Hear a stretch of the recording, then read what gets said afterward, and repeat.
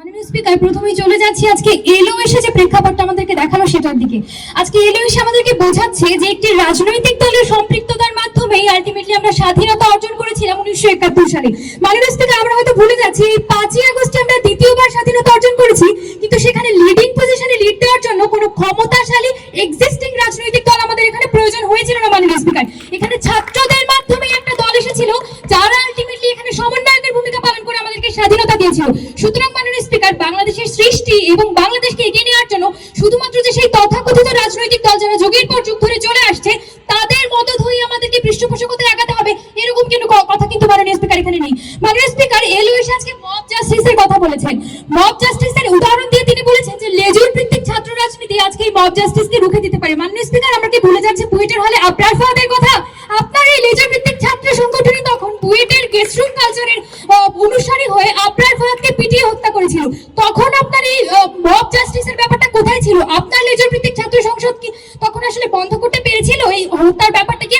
মাননীয় স্পিকার, তার পরিবর্তে আমরা কি বলছি দেখুন, আমরা বলছি এই যে সিস্টেমটা বর্তমানে প্রচলিত আছে এটা আসলে একেবারে গোড়ায় একটা সমস্যা আছে। কারণ যে লেজুর ভিত্তিক সংগঠনগুলো এক্সিস্ট করে এটা আসলে সেই যে তাদের মাদার সংগঠন আছে তাদের সেই মাদার সংগঠনকে হোল্ড করে তাদের যে আসলে পলিসি, তাদের যে আসলে কার্যক্রম সেটাকেই বাস্তবায়ন করতে চায় বিশ্ববিদ্যালয়। মাননীয় স্পিকার, বিশ্ববিদ্যালয় আসলে রাজনীতির জন্য একমাত্র প্ল্যাটফর্ম না। বিশ্ববিদ্যালয়ে আমি যখন ভর্তি হয়েছি আমি এখানে স্বপ্ন নিয়ে এসেছিলাম যে আমি এখানে গবেষণা করব, আমি এখানে মুক্ত চিন্তা করব, কিন্তু আজকে যখন এই বিশ্ববিদ্যালয় কেবল এবং কেবলমাত্র রাজনীতি করার জায়গা হিসেবে পরিচালিত হচ্ছে এবং প্রতিষ্ঠিত হচ্ছে, সেখানে প্রশ্নটা থেকে যায় যে আপনার এই লেজুর ভিত্তিক ছাত্র সংসদগুলো বা সংগঠনগুলো আলটিমেটলি বিশ্ববিদ্যালয়ের যে উদ্দেশ্য সেটা কতটুকু বহাল রাখতে পেরেছে। মাননীয় স্পিকার, মাননীয় স্পিকার, এছাড়াও আমি বলি তারা বলেছেন আরেকটি কথা যে লেজুর ভিত্তিক ছাত্র সংসদগুলো আসলে এখানে দোষী না, এখানে নাকি দোষী হচ্ছে বিশ্ববিদ্যালয়ের প্রশাসন।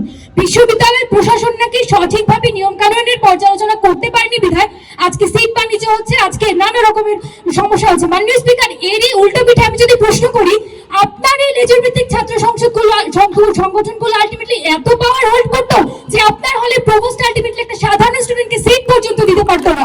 আপনার এই বিশ্ববিদ্যালয়ের প্রশাসন আসলে এখানে কোনো কথাই বলার কোনো সক্ষমতা রাখতো না।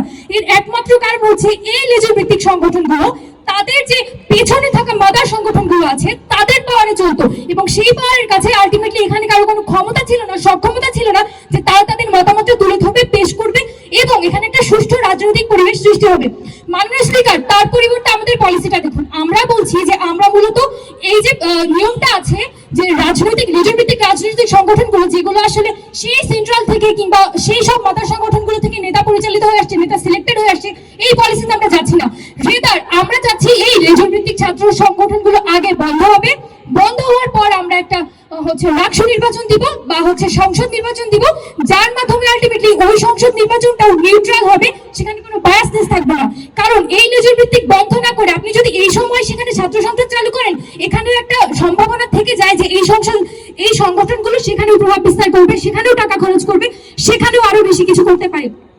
মাননীয় স্পিকার, এরপরে দেখুন তাদের কাছ থেকে হ্যাঁ শিওর বলুন।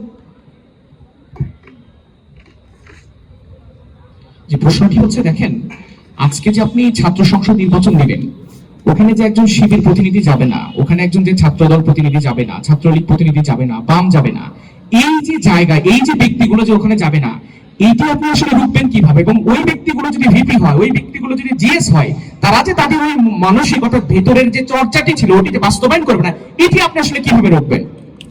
আচ্ছা, একে ধন্যবাদ। আপনি যে প্রশ্নটি করেছেন সেটা হচ্ছে যদি তারা যায়, এর প্রেক্ষাপটে আমি বলতে চাই 24-এর গণ অভ্যুত্থানে আমরা শুরু থেকেই বলে আসছিলাম যে আপনারা যারা এখানে নেতৃত্ব দিবেন সমন্বয়ক হিসেবে তারা কোনো রাজনৈতিক পরিচয় আসবেন না, কোনো রাজনৈতিক দলের পরিচয় নিয়ে এখানে লিড দিতে আসবেন না। সমন্বয়করা নিউট্রাল পজিশন থেকে তাদের ব্যাকগ্রাউন্ডের পরিচয়টাকে বিফলে দিয়ে তাদের ওইটা বাতিল করে তারা এখানে ফ্রন্টে এসেছিল। একইভাবে আজকে যখন রাষ্ট্র নির্বাচন হবে আমাদের ডিমান্ড থাকবে স্টুডেন্ট হিসেবে এমন একজন প্রতিনিধি আসবে যার আসলে কোনো রাজনৈতিক কোনো পরিচয় থাকবে না। তার পরবর্তীতে যে যদি তারপরেও তারা যদি তাদের সংগঠনের জন্য কিছু কাজ করে, তাহলে মাননীয় স্পিকার আরেকবার যেটা দেখাতে চাই সেটা হচ্ছে যে একইভাবে বর্তমানেও সেই তারা যখন তাদের রাজনৈতিক সংগঠনগুলোর পৃষ্ঠপোষকতা করতে যায়, সেখানে কিন্তু সাধারণ স্টুডেন্টরা অলরেডি সেসব রুখে দিচ্ছে। মাননীয় স্পিকার, এরপর আরেকটা কথা আসছে আমাদের থেকে যেটা এসেছে, আমরা আইডিওলজিতে কোনো প্রকার বিরোধ করছি না। আপনি আজকে আপনার রাজনৈতিক আইডল ভাবতেই পারেন একটা ক্ষমতাশীল রাজনৈতিক দলের একজন ব্যক্তিত্বকে, আপনি সেটার চর্চা অবশ্যই করুন, আপনি বিশ্ববিদ্যালয়ের বাইরে যেয়ে করুন, আপনি এখানে রাকসুর হয়ে সাধারণ ছাত্রদের হয়ে কথা বলুন, কিন্তু তারপর যদি আপনার আইডিওলজি কোনো একটা রাজনৈতিক দলের হয়, আপনি সেটা বিশ্ববিদ্যালয়ের বাইরে যেয়ে করবেন। আপনি এখানে এক্সিস্ট করে সেই সকল রাজনৈতিক দলের ব্যানার পোষণ করে, ব্যানার দিয়ে এখানে রাজনৈতিক মিছিল বা রাজনৈতিক প্রচারণা করতে পারেন না, কারণ রাজনৈতিক প্রচারণার জন্য বিশ্ববিদ্যালয় আসলে উপযুক্ত জায়গা নয়। মাননীয় স্পিকার, তারা আরো কিছু ব্যাপার বলেছে যে বিশ্ববিদ্যালয়ের রাজনীতিতে নাকি অস্থিতিশীলতা চলে আসবে। স্থিতিশীলতা আসলে ছিল কবে মাননীয় স্পিকার? আমি তো বিশ্ববিদ্যালয়ে ভর্তির পর থেকে এবং জন্মের পর থেকে আমি দেখছি যে বিশ্ববিদ্যালয় তথা বাংলাদেশের এই পরিবেশটা সাধারণভাবেই অস্থিতিশীল। এই স্থিতিশীলতার জন্যই মূলত মাননীয় স্পিকার আমাদের আসলে রাষ্ট্র নির্বাচন দরকার, লেজুর ভিত্তিক ছাত্র রাজনীতি বন্ধ করা দরকার। ধন্যবাদ মাননীয় স্পিকার, ধন্যবাদ সকলকে।